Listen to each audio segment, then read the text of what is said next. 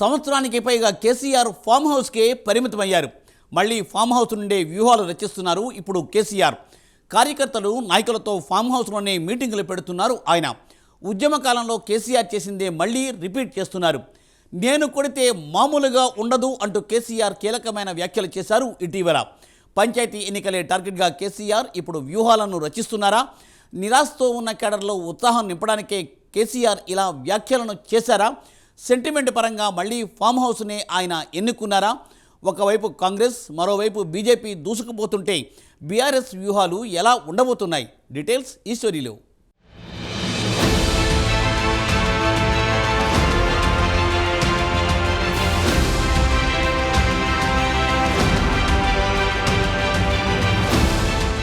KCR farm house పై ఎవరు ఎన్ని వ్యాఖ్యలు చేసినా అది మాత్రం కేసీఆర్ రాజకీయంగా ఎదగడానికి బాగా ఉపయోగపడిందని చెప్పొచ్చు. ఉద్యమ కాలంలో కూడా అక్కడి నుంచే కేసీఆర్ వ్యూహరచన చేశారు. కేసీఆర్ ఫామ్ హౌస్కే పరిమితమై సంవత్సరం దాటింది. 2023 ఎన్నికల్లో పార్టీ ఓడిపోయిన తర్వాత ఫామ్ హౌస్కు మకాం మార్చారు కేసీఆర్. కొన్ని రోజులకే తుంటికి దెబ్బ తగలడంతో మంచానికే పరిమితమయ్యారు. తర్వాత వచ్చిన లోక్సభ ఎన్నికల్లో ఒక్క స్థానంలో కూడా విజయం సాధించకుండా ఘోర పరాజయం కావడంతో ఫామ్ హౌస్ దాటి కాలు కదపలేదు. పార్టీకి సంబంధించి అన్ని రకాల నిర్ణయాలు అక్కడి నుంచే తీసుకుంటున్నారు. వాటి అమలు కూడా అక్కడి నుంచే పరిశీలిస్తున్నారు. ఇటీవల ఫామ్ హౌస్లో కార్యకర్తలతో మాట్లాడుతూ కేసీఆర్ కీలక వ్యాఖ్యలు చేశారు. జహీరాబాద్ నియోజకవర్గ బీఆర్ఎస్ నేతలు కార్యకర్తలతో తన ఫామ్ హౌస్లో సమావేశమయ్యారు. ఈ సందర్భంగా రాష్ట్ర ప్రభుత్వంపై తీవ్రస్థాయిలో మండిపడ్డారు. ప్రాజెక్టులకు సంబంధించి ఎలాంటి పురోగతి లేదని ఆరోపించారు. రాష్ట్రాన్ని కైలాసంలో పెద్దపాము మింగినట్లయింది. తెలంగాణకిదో మంచి గుణపాఠం. కొందరు అత్యాశకు పోయి చెప్పుడు మాటలు విని మోసపోయారు. రైతు భరోసా ఇస్తారో లేదో, ఇచ్చినా కూడా మోసమో, ఎన్నికల కోసమో ఇస్తారు. రాష్ట్ర ఆదాయం భారీగా పడిపోయింది. బీఆర్ఎస్ హయాంలో ఆదాయం ఏటా పెరిగితే ఇప్పుడు పడిపోయిందని దుయ్యబట్టారు.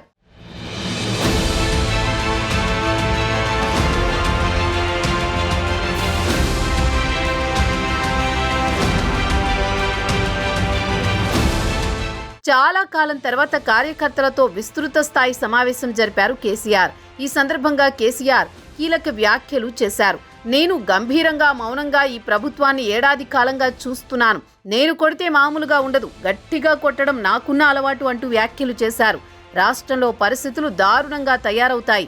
మరో 4 నెలలు గడిస్తే జీతాలు ఇవ్వలేని పరిస్థితి వస్తుందని, భూముల ధరలు బాగా పడిపోయాయి, రియల్ ఎస్టేట్ రంగం దెబ్బతిందని అన్నారు. నేను ఎన్నో ప్రభుత్వాలను చూశాను, కానీ ఇలాంటి ప్రభుత్వాన్ని ఎప్పుడూ చూడలేదు. ఏడాదిలోనే ఇంత వ్యతిరేకత కాంగ్రెస్ ప్రభుత్వంపై వచ్చింది. కాంగ్రెస్ వాళ్ళు కనిపిస్తే జనాలు కొట్టేలా ఉన్నారు. ఏ ప్రభుత్వం కావాలని కాంగ్రెస్ సోషల్ మీడియాలో ఓటింగ్ పెడితే బీఆర్ఎస్ ప్రభుత్వం కావాలని ఓట్లు వేశారు. తెలంగాణ శక్తి ఏమిటో చూపించి కాంగ్రెస్ మెడలు వంచుదాం, ఫామ్ హౌస్ అని అంటారు. ఇక్కడ అల్లం ఉల్లిపాయ తప్ప ఏమున్నాయి? కాంగ్రెస్ వాళ్ళు ఇక్కడికి వస్తే తలో పారా ఇచ్చి తవ్వుకోమందాం. ఖచ్చితంగా రాబోయేది మన ప్రభుత్వమే, అందులో అనుమానమేమీ లేదు అని కేసీఆర్ అన్నారు.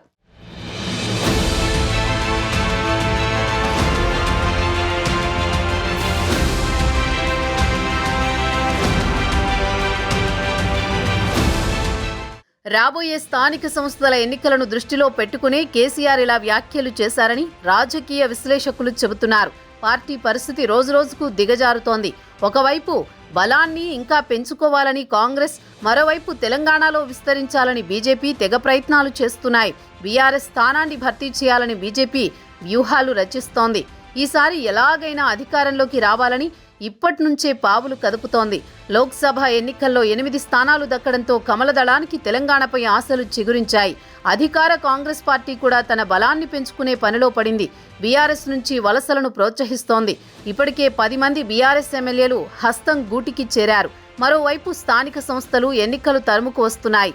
ఈ తరుణంలో పార్టీలో జోష్ నింపడానికి కేసీఆర్ స్వయంగా రంగంలోకి దిగినట్లు తెలుస్తోంది.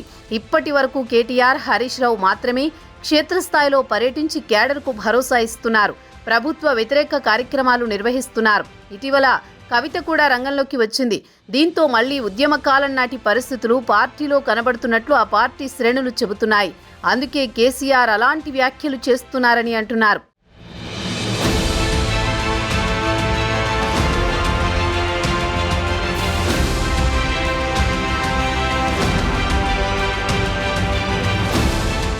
మరోవైపు పార్టీ సంస్థాగత పదవుల నియామకాలు జరిగి చాలా కాలమైంది. దీంతో ఆశావహులు పదవుల కోసం ఎదురు చూసి విసుగు చెందుతున్నారు.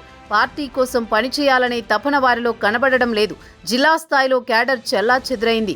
ప్రభుత్వ వ్యతిరేక కార్యక్రమాల్లో పాల్గొనేవారు కరువయ్యారు. దీంతో కేసీఆర్ తప్పని పరిస్థితుల్లో రంగంలోకి దిగినట్లు తెలుస్తోంది.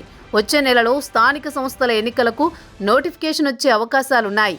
ఈ క్రమంలోనే ఫిబ్రవరి నెలాఖరులో భారీ బహిరంగ సభ పెట్టి ప్రభుత్వాన్ని ఎండగడదామని కార్యకర్తలకు కేసీఆర్ చెబుతున్నారు.